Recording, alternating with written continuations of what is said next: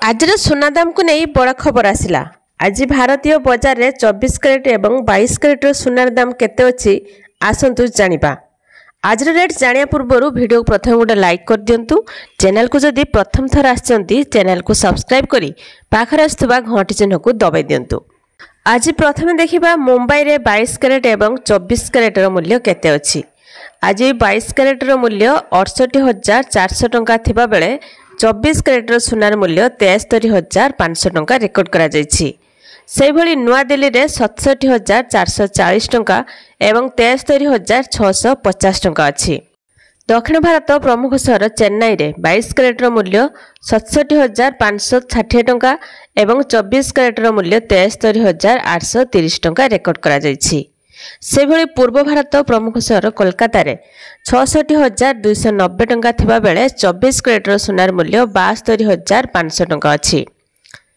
कटक रे 22 कैरेट एवं 24 कैरेट मूल्य ह्रास पाइछि। 22 कैरेट मूल्य 63,290 टंका रे पहुंचिथिबा बेले 24 कैरेट सुनार मूल्य 72,600 टंका अछि।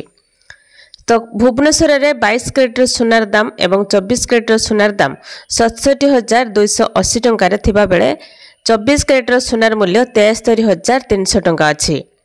बेंगलुरु रे 22 कैरेट एवं 24 कैरेट मूल्य 68,300 टंका एवं 73,800 टंका रेकर्ड करा जायछि। अन्यपटे रूपा दर केजी प्रति 94,500 टंका रे रहिछि। तेबे चलित वर्ष सोना मूल्य 10,000 टंका वृद्धि पाइछि। जनवरी 1 रे सोना मूल्य 63,352 टंका रे थिला, जहाँ वर्तमान सुधा 10 ग्राम पिछा 72,000 टंका रे पहुंची। एथि सहित 1 किलोग्राम रूपा को 73,000 रु 83,000 टंका को वृद्धि पाइछि।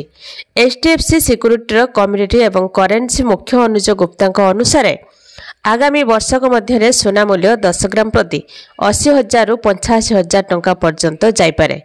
सेहिपरि रूपा मध्य 1 किलोग्राम को 1 लाख टंका पर्यंत पहुंची पारे बोली अनुमान करा जाउछि।